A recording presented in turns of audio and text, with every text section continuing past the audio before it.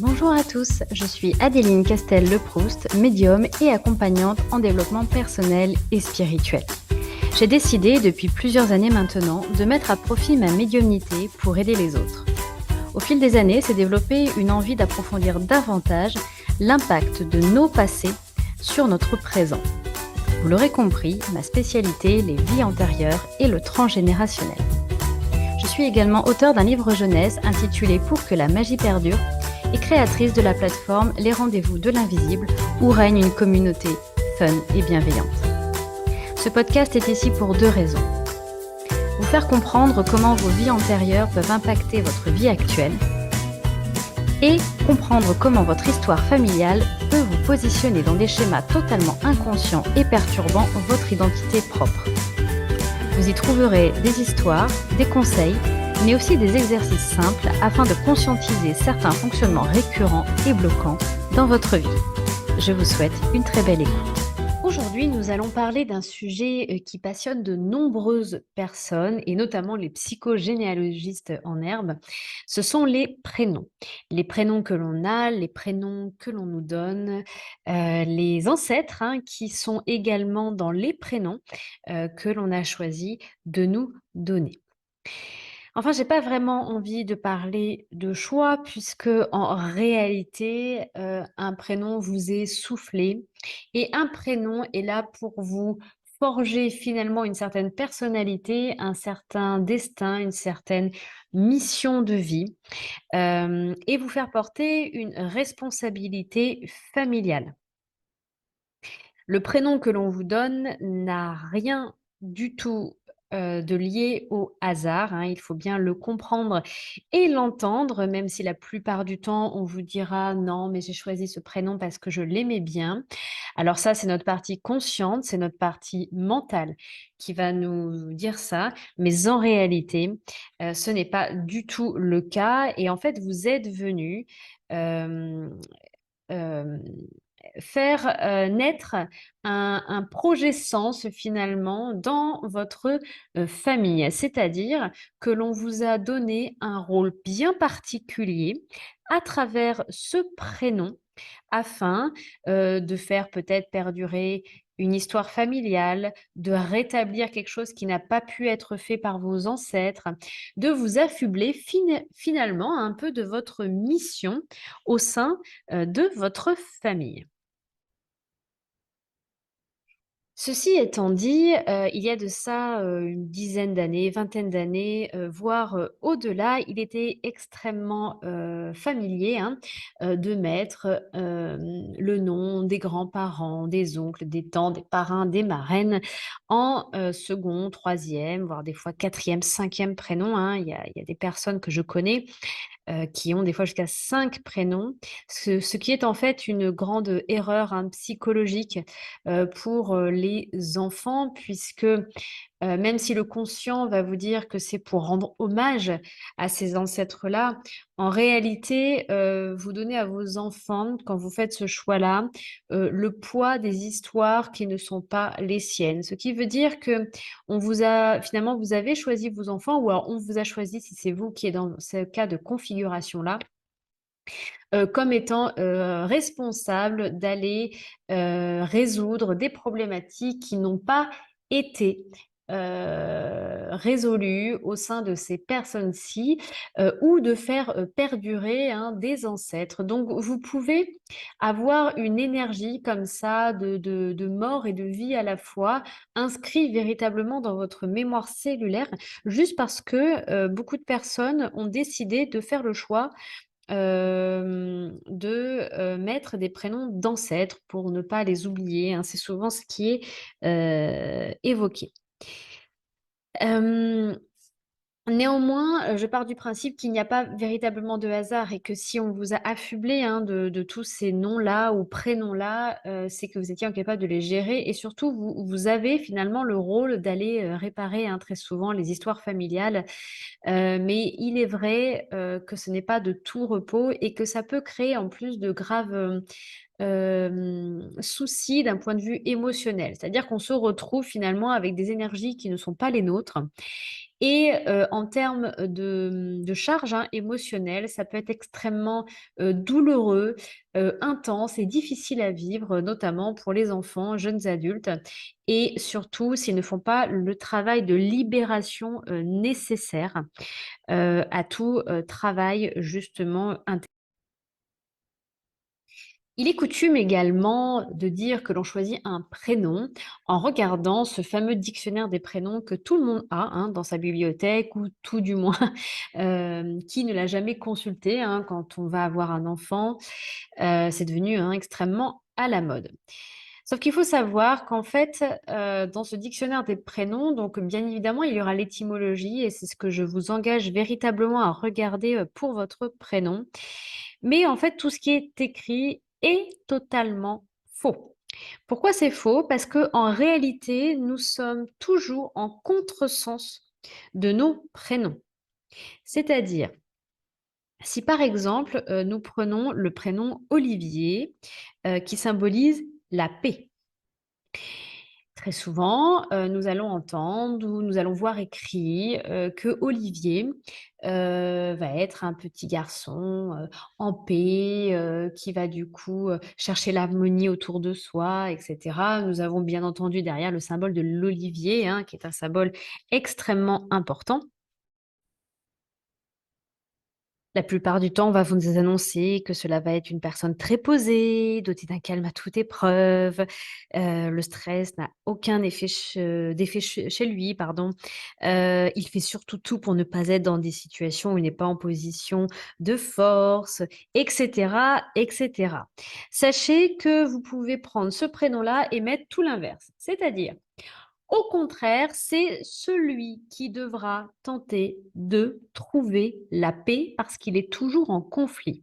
La vie va faire en sorte justement qu'il trouve cette paix si bien décrite dans le dictionnaire des prénoms, mais ça va être à la base totalement l'inverse. Pourquoi? Parce que d'un point de vue généalogique, on va justement l'affubler de cette mission.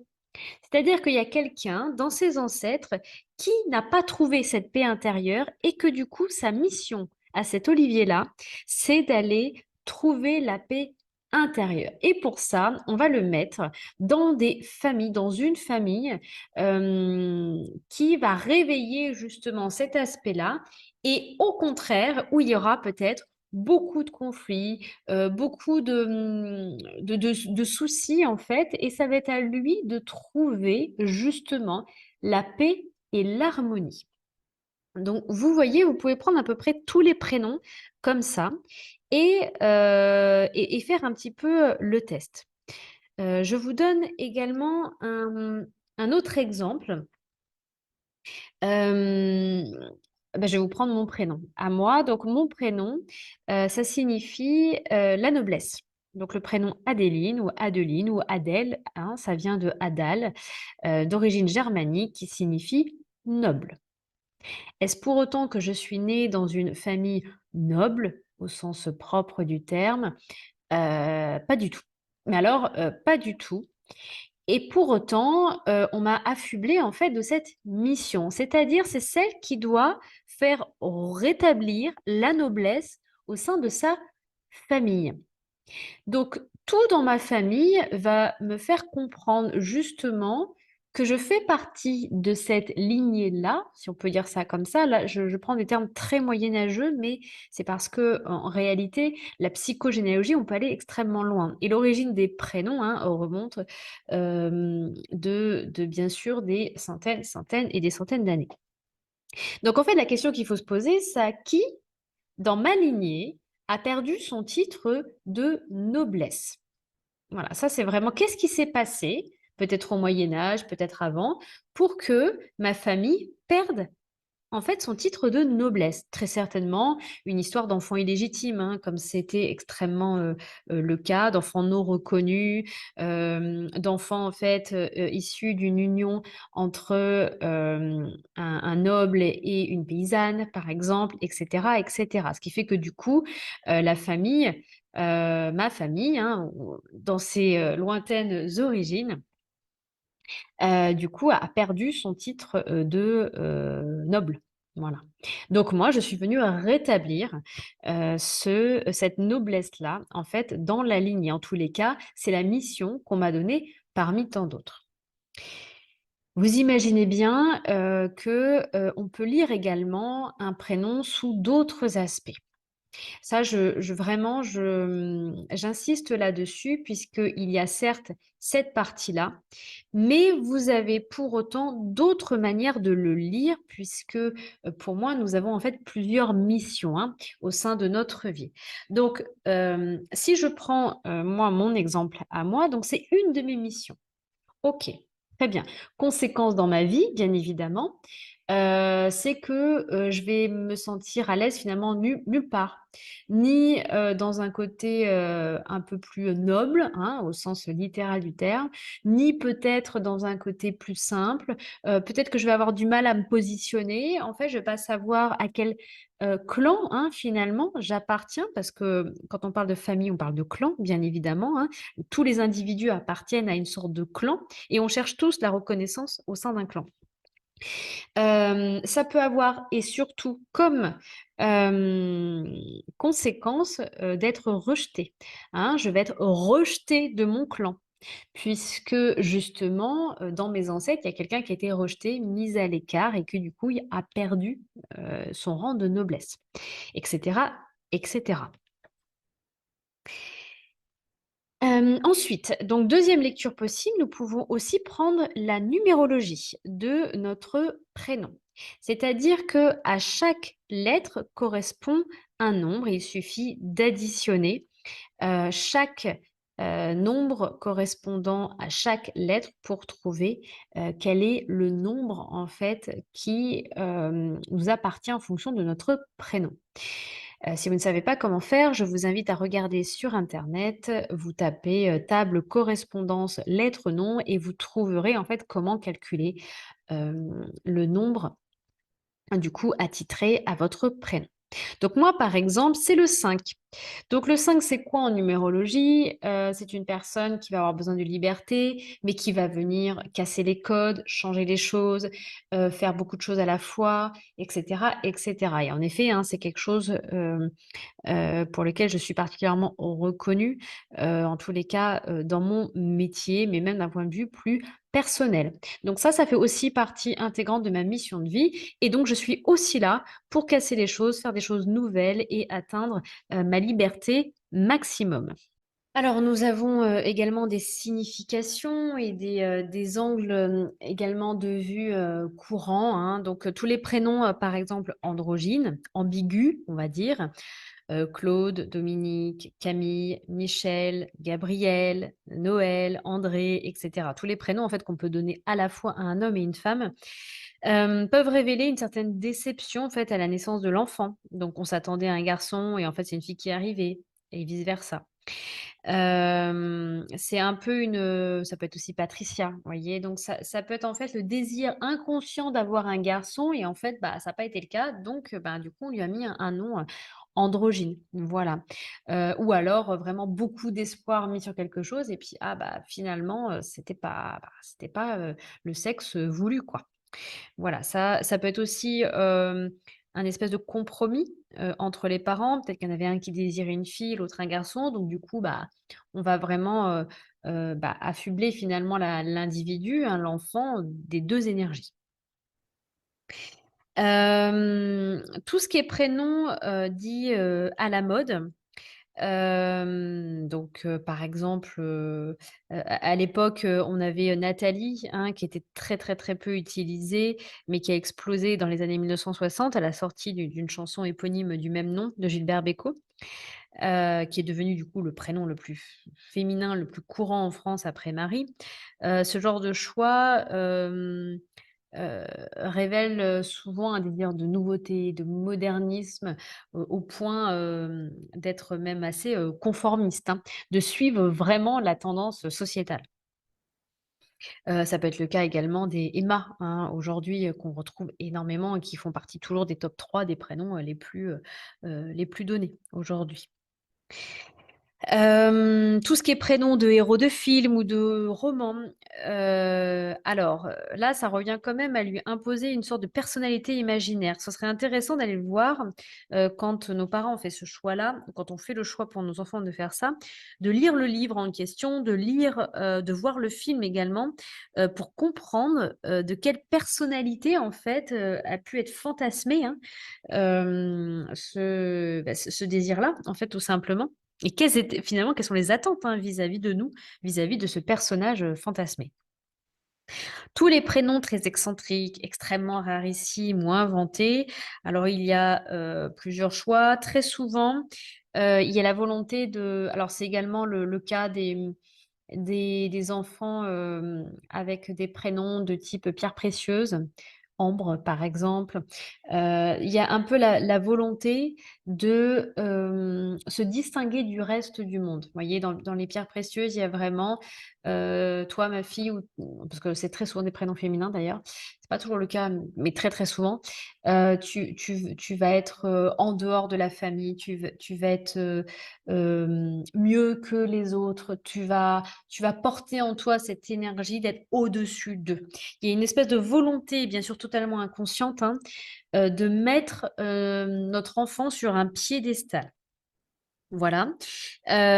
Pour tout ce qui est, davantage, prénom, inventé, vraiment, ou qui reprend des choses qui vont être extrêmement difficiles à porter pour l'enfant. Je prends l'exemple de Chanel, Dior, parce qu'on en a retrouvé, hein. C'est souvent des prénoms inspirés par des marques.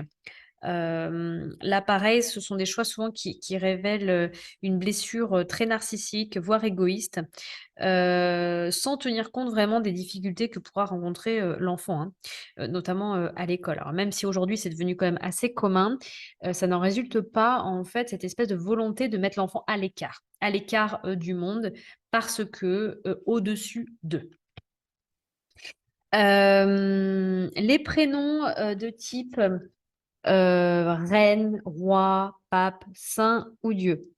Pareil, ça indique très souvent un fort désir de monter dans l'échelle sociale et ça peut indiquer une espèce de difficulté, en fait, à assumer ses propres origines. Tout ce qui est prénom étranger, ça peut évoquer également un lien affectif de l'un des parents avec, un pays en question ou des ascendances, étrangères parfois inconnues. Donc là, ce serait intéressant d'aller voir, c'est qui cet étranger, caché dans l'arbre, hein, par exemple, hein. Moi, j'ai pour habitude de dire que si on a un prénom, c'est que l'on est en capacité de le porter, même si, en effet, des fois, on a des prénoms, plus ou moins difficiles, hein. Il est vrai que si jamais on a le prénom, d'un frère qui s'est suicidé, c'est beaucoup moins facile à porter, un prénom, on va dire, de pierre précieuse, bien évidemment. Ce qui est important de comprendre, en fait, c'est que votre prénom, finalement, est une sorte de trésor. Si vous cherchez bien l'origine de vos prénoms, ce que vous êtes venu travailler, votre prénom va devenir un jeu, tout simplement. Ça va devenir un outil, finalement, dans votre vie et si on vous a donné ce prénom-là, c'est véritablement pour en faire quelque chose. C'est pour, être véritablement qui vous êtes. Donc moi, je vous engage vraiment que même si vous n'aimez pas votre prénom, même si vous trouvez qu'il est trop lourd à porter, de réfléchir surtout à trésor, heu, quel trésor cache-t-il? Qu'est-ce qu'on vous demande là-haut, comme mission? Est-ce que ce serait pas plus intéressant justement d'aller chercher la clé de tout ça, d'aller, creuser un peu votre généalogie, d'aller voir en fait, et ben, qu'est-ce que vous êtes venu réparer, dans la descendance? Qu'est-ce que vous êtes venu, mettre en place dans cette vie-là? Et vous verrez, qu'ensuite, votre prénom deviendra, finalement votre principal outil, hein, de reconnaissance de vous et hem et ça sera certes, très certainement un long cheminement vers vous-même, mais moi je pense que ça nous aide surtout à trouver qui l'on est véritablement au fond de nous. Voilà pour ce podcast spécial prénom. Bien évidemment, on pourrait en parler pendant des heures et des heures. On pourrait également parler des noms de famille, mais je n'ai pas assez de temps pour tout vous expliquer. Donc, ce sera très certainement l'objet d'un prochain podcast. Nous verrons la prochaine fois de quoi on parle, mais on ira davantage sur les vies antérieures et nous reviendrons sur la psychogénéalogie dans quelques semaines. Je vous souhaite du coup une belle journée ou soirée selon le moment où vous écouterez ce podcast. Je vous encourage bien évidemment à me suivre sur les réseaux sociaux, Adeline-Medium, à prendre rendez-vous si vous le souhaitez pour éclaircir certains domaines de votre vie sur mon site lamagiedadeline.com et je vous dis à très bientôt.